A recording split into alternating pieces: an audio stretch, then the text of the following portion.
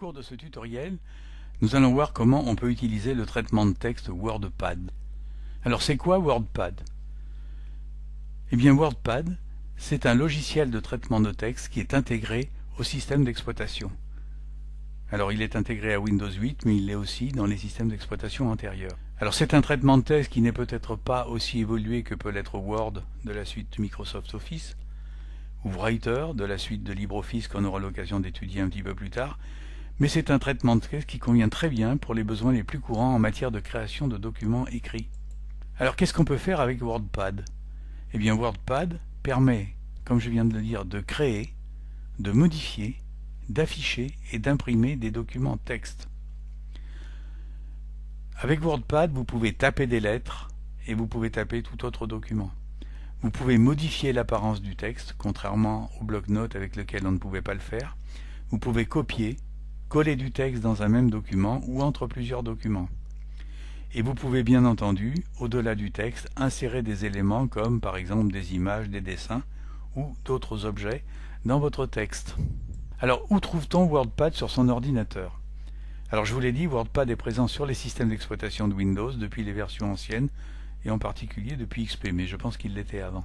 Pour lancer WordPad, eh bien vous cliquez sur Démarrer, ou vous appuyez sur le bouton Windows de votre clavier, ce que je vais faire. Vous allez dans Programmes, Accessoires, et vous voyez ici WordPad. Vous cliquez dessus et il va s'ouvrir. Bon, c'est pas ce que je vais faire là. Je vais donc fermer cette fenêtre parce que il se peut, quand vous installez votre système d'exploitation ou quand vous ouvrez votre nouvel ordinateur, eh bien il se peut que vous ne trouviez pas WordPad dans les accessoires. Et dans ce cas-là, il faut aller le chercher un peu plus profondément dans le disque dur. Alors je vais vous montrer comment on fait pour aller le chercher, ce sera plus simple. Donc j'appuie sur le bouton Windows qui est en bas à gauche du clavier, j'ouvre le menu Démarrer, je vais aller dans Ordinateur, et vous voyez j'ouvre l'explorateur Windows. Je vais sur le disque dur, que je vais ouvrir. Dans les dossiers qui apparaissent sur le disque dur, je vais aller dans Program Files, j'ouvre ce dossier. Dans Program Files, je vais trouver un dossier qui s'appelle Windows NT. J'ouvre ce dossier. Dans ce dossier, j'ai un sous-dossier qui s'appelle Accessoires, je l'ouvre. Et là, vous voyez, j'ai wordpad.exe. Alors si ce logiciel n'est pas dans les accessoires de votre ordinateur, vous allez faire un clic droit ici sur wordpad.exe et vous allez faire envoyer vers le bureau, ce qui vous créera un raccourci sur votre bureau et ce raccourci vous permettra d'ouvrir WordPad. Ensuite ce raccourci vous pourrez le mettre dans la barre des tâches, vous pourrez le mettre dans le menu démarrer, etc., dans la page d'accueil où vous voudrez. Mais vous le créez sur le bureau au départ et ainsi vous n'aurez pas à refaire cette manipulation. Alors moi comme je l'ai déjà dans le menu accessoires, je ne vais pas le faire, je vais aller là-dessus et je vais l'ouvrir. Quand vous ouvrez WordPad, vous voyez, vous arrivez sur un document vierge et c'est bien normal puisqu'on n'a rien fait. Alors ce document, on va le décrire. Ce document se compose de deux parties. Vous voyez, vous avez en haut ce qu'on va appeler le ruban, c'est-à-dire c'est la partie haute du document, et en dessous, vous avez la page sur laquelle vous allez rédiger votre texte. Le ruban, la partie ruban, se compose de plusieurs parties qu'on va examiner. Alors tout en haut du ruban, vous avez ce qu'on appelle la barre d'accès rapide, qui comporte 4 menus. Le premier, c'est l'icône WordPad. Si vous cliquez dessus, on peut l'appeler le bouton WordPad, et vous avez quelques possibilités qui vous sont offertes: restaurer, réduire, agrandir, etc. C'est-à-dire restaurer, réduire, agrandir la page qui s'est ouverte.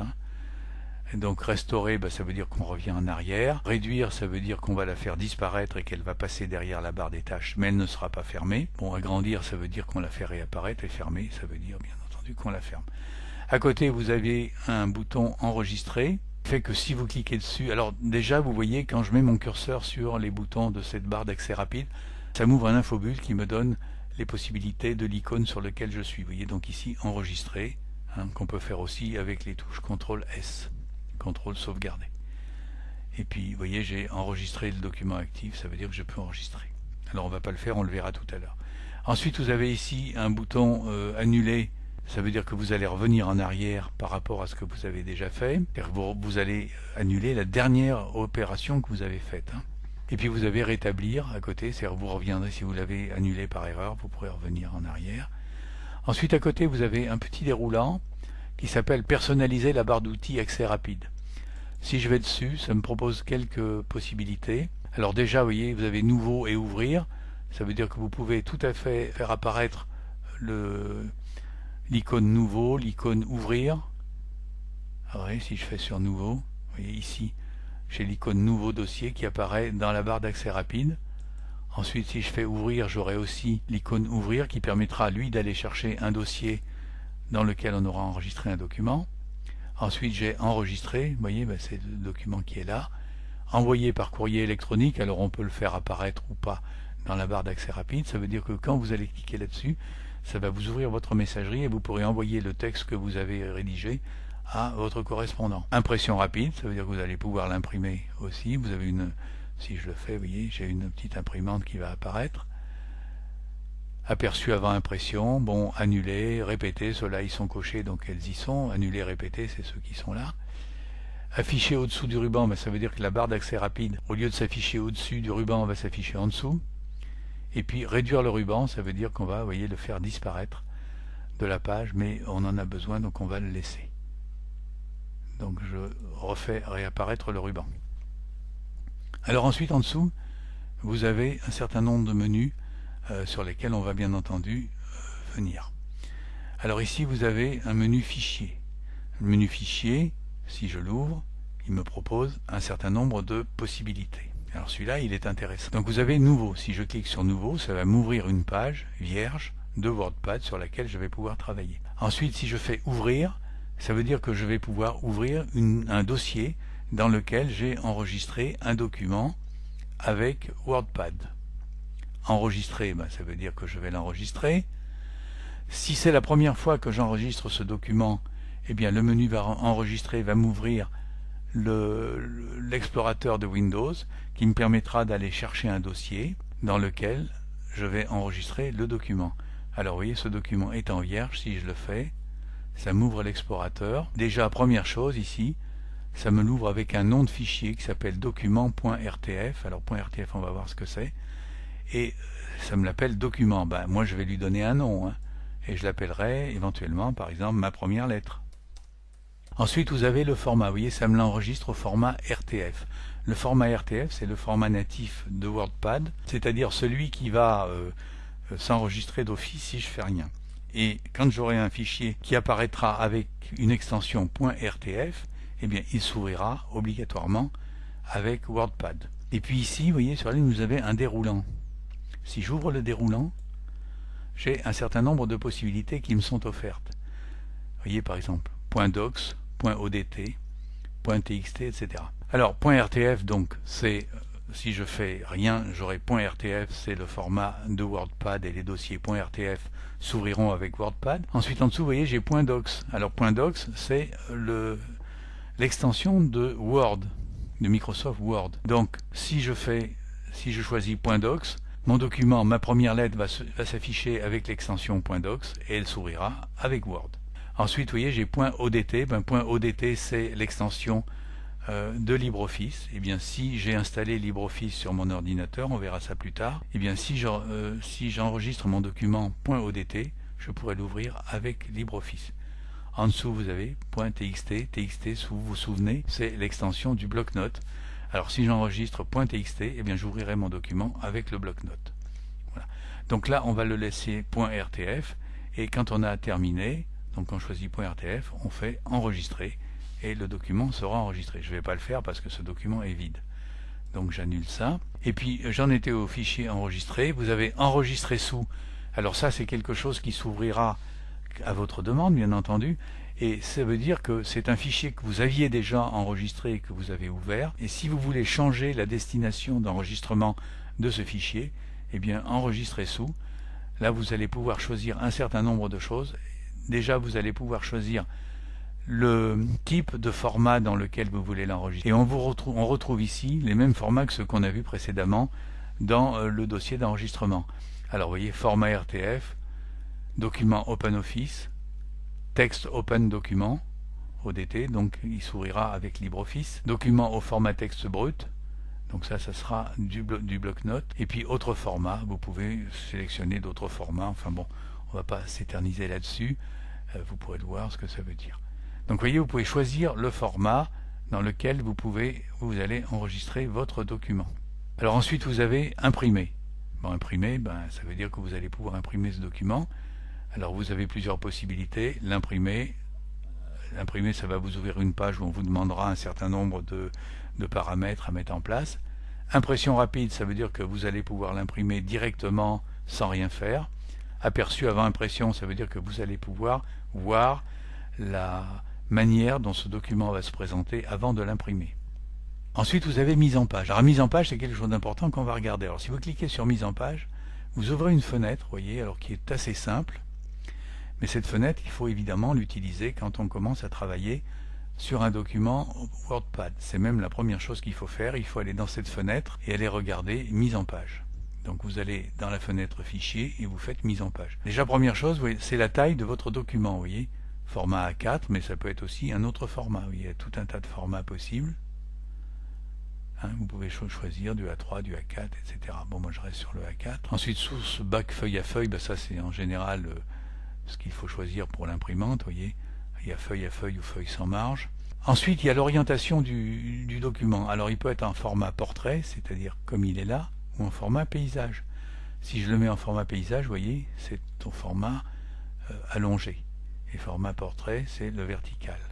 Et le paysage, c'est l'horizontal. Donc ici, on va le laisser en portrait. Et puis ensuite, vous avez les marges. Alors les marges, évidemment, c'est l'espace qui sépare la bordure de la feuille du début ou de la fin de votre texte. Alors vous avez la marge gauche, qui est celle-ci, 31,8. Vous voyez, si je l'amène à 25, par exemple, vous voyez, ça me l'a réduite. Vous avez la marge droite, je peux la mettre à 20. Vous voyez, ça me l'a réduite aussi. Vous avez le haut, c'est-à-dire la distance entre la bordure haute de la feuille et votre texte. Elle est à 25,4 et la distance en bas de votre feuille qui est à 25. Votre texte se saisira dans le rectangle qui sera défini par les marges que vous venez de sélectionner. Et puis vous voyez en dessous, vous avez imprimé les numéros de page. Ça veut dire que si vous avez un texte qui comprend plusieurs pages, si vous faites imprimer les numéros de page, c'est-à-dire si vous cochez ce petit carré, eh bien votre texte s'imprimera avec les numéros de page automatiquement sans que vous n'ayez rien à faire. Alors là je fais OK et là votre texte, vous allez pouvoir le taper et il aura ce format là. Alors ensuite vous avez, ça c'était le menu fichier, donc mise en page. Ensuite envoyer par courrier électronique, eh bien c'est un peu la même chose que l'icône qu'on a vue tout à l'heure parce qu'on l'avait insérée dans la barre d'accès rapide. La barre d'accès rapide, c'est une barre qui vous donne accès à des menus qui sont dans ces menus-là, qui sont des sous-menus. Donc si vous les affichez dans la barre d'accès rapide, bien vous pouvez y accéder directement. Quand vous faites des documents, par exemple, que vous envoyez souvent par courrier électronique, vous pouvez très bien mettre cette icône dans la barre d'accès rapide. Ça vous évitera de revenir chercher ce menu par le menu fichier. Voilà. Ensuite, vous avez, à propos de WordPad, eh bien ça c'est le mode d'emploi du traitement de texte. Et puis quitter, ça va vous fermer la page. Alors ensuite, on a le menu accueil. Alors le menu accueil, vous voyez, vous offre quelques possibilités. Coller, copier, copier-coller, copier, couper, coller. Bon, on sait ce que c'est, on verra. Il faut qu'il y ait du texte de saisie pour pouvoir utiliser ces menus-là. Quand il n'y a rien, comme c'est notre cas, eh bien, il n'y aura pas de texte saisi. D'ailleurs, pour voir un peu comment ça fonctionne, eh bien, je vais ouvrir un document que j'ai déjà saisi. Alors là, c'est un texte tout simple que j'ai saisi, que j'appelle « Je tape mon texte avec WordPad », contrairement au bloc-notes. Si le texte est plus long que la largeur de la page, il aura un alinéa automatique. Vous vous souvenez qu'avec le bloc-notes, ou si vous ne faisiez rien, votre texte se tapait sans discontinuité sur la même ligne. Bon, ici, c'est pas le cas. C'est quand vous tapez du texte, eh bien, le texte va automatiquement aller à la ligne sans que vous n'ayez rien à faire. Alors, je m'explique. Déjà, on a paramétré la mise en page. Vous vous souvenez, fichier, mise en page. On a défini des largeurs de marge, gauche, droite, haut, bas, etc.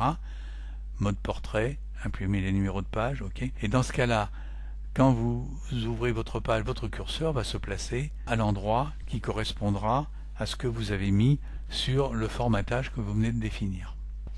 Aussi bien en largeur qu'en hauteur, etc.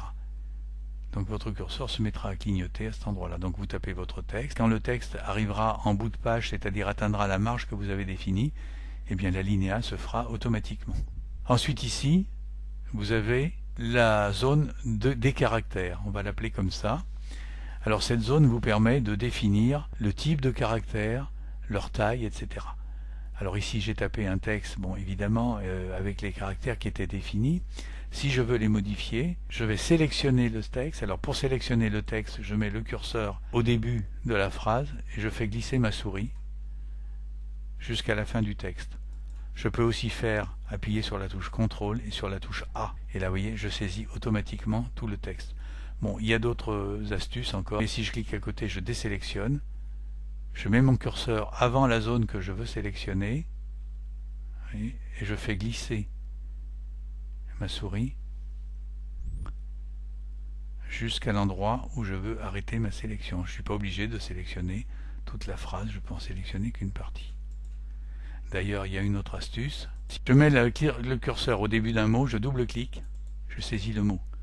Si je triple-clique, je saisis la phrase. Bon, ces petites astuces. C'est toujours bon à savoir, mais vous verrez avec l'habitude. Alors je vais sélectionner toute ma phrase et je vais changer le type de caractère. Alors vous voyez là, le caractère c'était le colibri de taille 11. Eh bien je fais sur le déroulant qui est là, vous voyez, il y a un ascenseur et je peux changer tous les types de... Alors je trouve des quantités de caractères qui sont installés sur mon ordinateur. Alors on n'a pas tous les mêmes, ça dépend un petit peu de ce qu'on a fait, mais il y en a quand même beaucoup au départ. Vous avez un caractère qui s'appelle courrier, vous avez des caractères de toute nature, vous avez des gras, des maigres on va dire, vous voyez, vous avez Arial, bon, peu importe, j'en prends un, je vais apprendre le Arial, c'est le plus courant. Voilà, maintenant mon texte est sélectionné en Arial. Et de taille 11 points. Donc vous voyez, taille de la police, j'appuie sur le déroulant qui est là, et vous voyez que je peux modifier complètement la taille des caractères. Là je l'ai mis 24, c'est en très gros. Et je clique, là je le désélectionne. Je peux modifier la couleur, alors je vais faire pareil, je le sélectionne 3 fois pour sélectionner la phrase. Ici, il est en noir. Alors ici, vous voyez, vous avez un petit menu déroulant. Je clique, les couleurs apparaissent. Si je mets mon curseur sur les couleurs, eh bien, le texte apparaîtra de la couleur que j'aurais sélectionnée ici. Vous voyez, blanc, gris, jusqu'au noir, et puis tout un tas de couleurs. Et si même celles-là ne me suffisent pas, je peux aller dans Autre couleur. Je vais ouvrir une palette où il y en aura encore plus. Et je peux choisir tout ça, et puis il y a aussi définir les couleurs personnalisées. Si je clique dessus, ça m'ouvre une palette qui a cette forme-là. Et bien, je déplace mon curseur sur la palette, sur la couleur que je veux. Voilà. Quand c'est fait, je fais OK. Et le texte aura pris la couleur que j'aurais sélectionnée. Bon, nous, on va le laisser en noir. Bien, je resélectionne. Voilà. Ensuite, ça, c'était donc le type de caractère, la taille des caractères, la couleur du texte. Ensuite, si je veux que mon texte soit en gras, eh bien, je vais cliquer sur gras ici, voyez, et mon texte apparaît en gras. Si je veux simplement que ce soit une partie du texte qui apparaisse en gras, vous voyez, double-clic, j'ai sélectionné le mot, je veux le mettre en gras, voilà, je le mets en gras. À côté, si je veux le mettre en italique, ben, je clique là, je le mets en italique, et si je veux le souligner, je le souligne ici.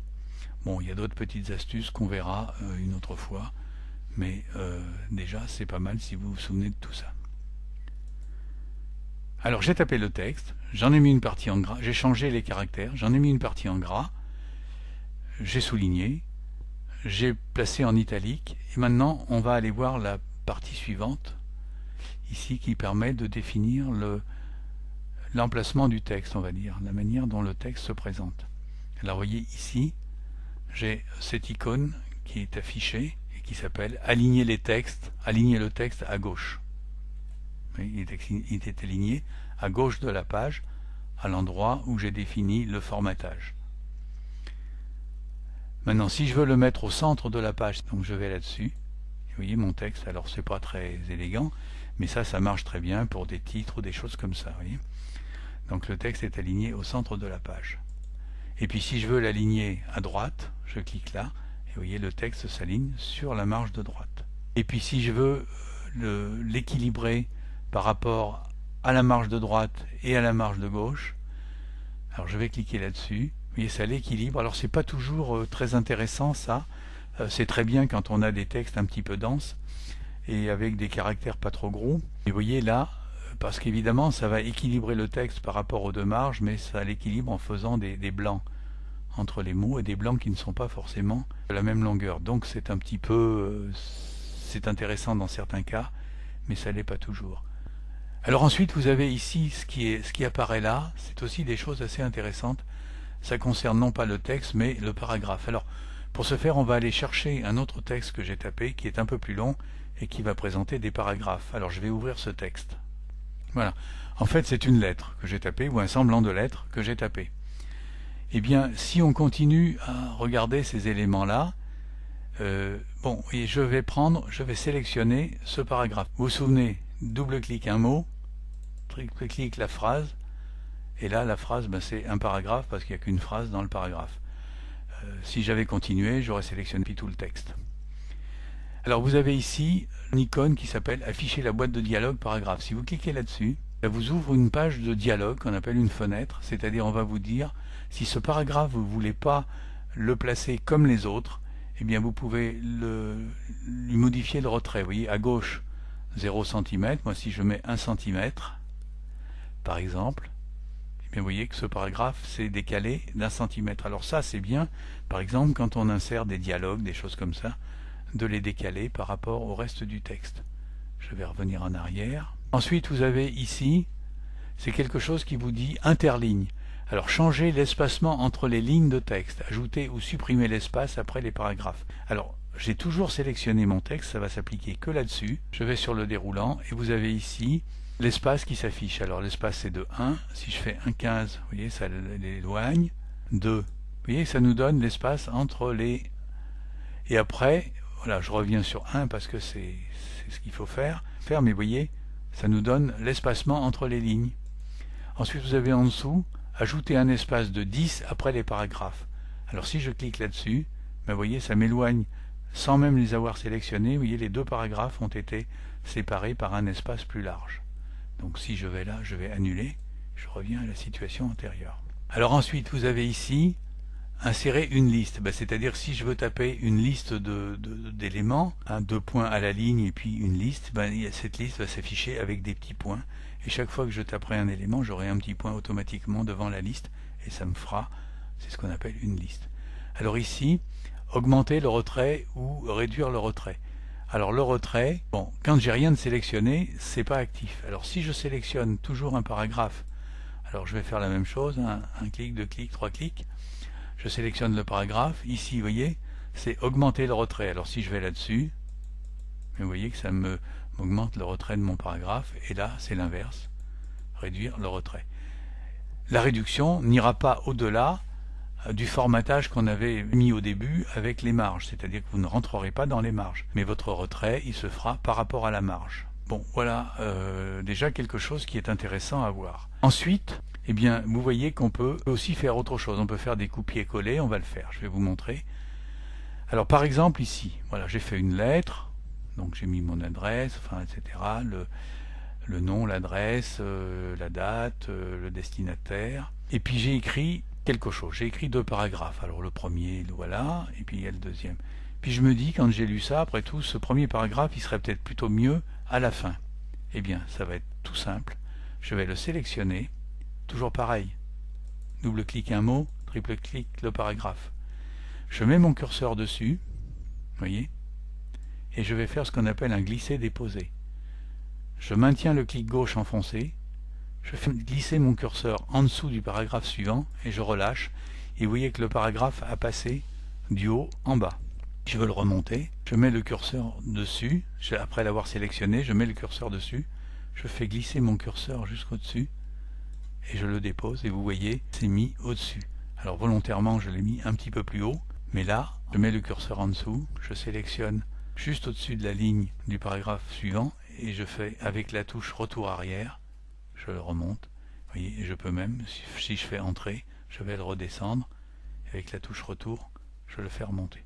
Alors la touche entrée c'est la touche qui est marquée entrée sur votre clavier généralement, et la touche retour c'est celle qui est juste au-dessus, avec une flèche qui vous envoie vers la gauche. Voilà déjà un certain nombre de manipulations que l'on a faites et que je vous invite à faire. Alors il est clair que l'utilisation d'un traitement de texte, on apprend à le faire en le faisant.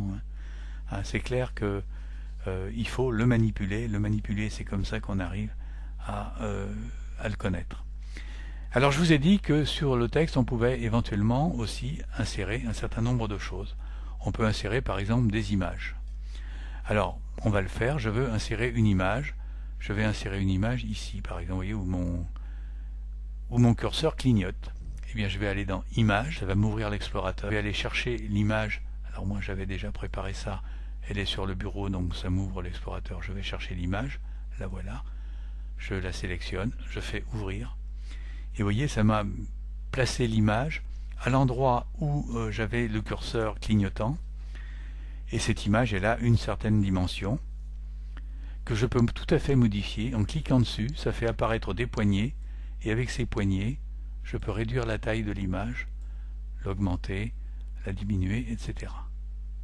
Puis je me dis que cette image, finalement, elle n'est pas très bien placée, que j'aurais mieux fait de la mettre au-dessus. Alors c'est ce que je vais faire. J'ai plusieurs solutions. La première, je mets le curseur dessus, comme on l'a fait pour les paragraphes, et je fais glisser en maintenant le clic gauche enfoncé. Et vous voyez, à l'endroit où le curseur se place, je relâche et l'image s'est placée là. Je peux la redimensionner. Et quand je la redimensionne, vous voyez qu'elle me fait défiler le texte qui redescend en dessous. Si je peux la réduire. Et si je trouve que le texte est trop bas, bien je place mon curseur au-dessus. Et avec la touche retour, je peux remonter le texte. Et si je le remonte trop haut, eh bien ça me fait disparaître l'image. Ça me l'a enlevé. Et donc je vais faire un retour arrière, voilà, et elle va se replacer. Alors dans des traitements de texte un peu plus élaborés, évidemment on peut faire un certain nombre de choses plus compliquées, notamment placer l'image à l'intérieur du texte et faire couler le texte autour. Bon, on ne peut pas le faire avec WordPad, mais enfin vous voyez, on peut déjà faire des choses qui sont assez intéressantes. Alors on peut aussi insérer un dessin, parce que vous avez un logiciel de peinture qui s'appelle Paint, qui est inséré dans les accessoires de Windows. Donc en utilisant ce logiciel, eh bien vous allez pouvoir faire un dessin que vous mettrez dans votre image. Insérer la date et l'heure. Alors vous voyez, par exemple ici j'ai mis une date, mais je vais l'enlever. Je la supprime, donc je sélectionne la date et je fais supprimer. La date est partie. Maintenant je veux insérer la date et l'heure à l'endroit où mon curseur clignote, parce qu'en fait je ne sais pas trop quel jour on est aujourd'hui. Je vais là-dedans. Dans la fenêtre qui s'ouvre, on me propose un certain nombre de formes pour la date et l'heure. Vous voyez, moi si je veux mettre par exemple le détail du jour et de l'heure et de la date, je vais sur mercredi 28 août 2013, je le sélectionne en cliquant dessus, je fais OK, et vous voyez, ça m'a placé la date intégralement sans que j'ai rien d'autre à faire. Maintenant, si je veux pas celle-là, je vais sélectionner le mercredi 28 août, là, je vais le supprimer, donc je le sélectionne. Je peux faire clic droit, couper, je vais l'enlever, ou je peux appuyer, c'est ce que je vais faire, sur le bouton supprimer de mon clavier, ça me l'enlève. Je retourne dans date et heure, et je vais prendre une autre forme, qui va être celle-là, par exemple 28-8-13, je la sélectionne, OK, et vous voyez, ça me l'a mis sous cette forme-là, sur ma lettre. Alors voilà quelque chose qui est quand même intéressant, et voilà un produit, WordPad, qui est un traitement de texte assez élaboré quand même, et qui est largement suffisant pour débuter et pour faire du courrier normal, je dirais, quand on ne veut pas faire des choses extraordinaires. Eh bien ce traitement de texte WordPad, je vous le recommande parce qu'il est très facile d'utilisation et vous aurez très vite appris à l'utiliser. Nous allons arrêter ce tutoriel ici et nous allons voir prochainement comment on peut utiliser un traitement de texte un peu plus élaboré que WordPad.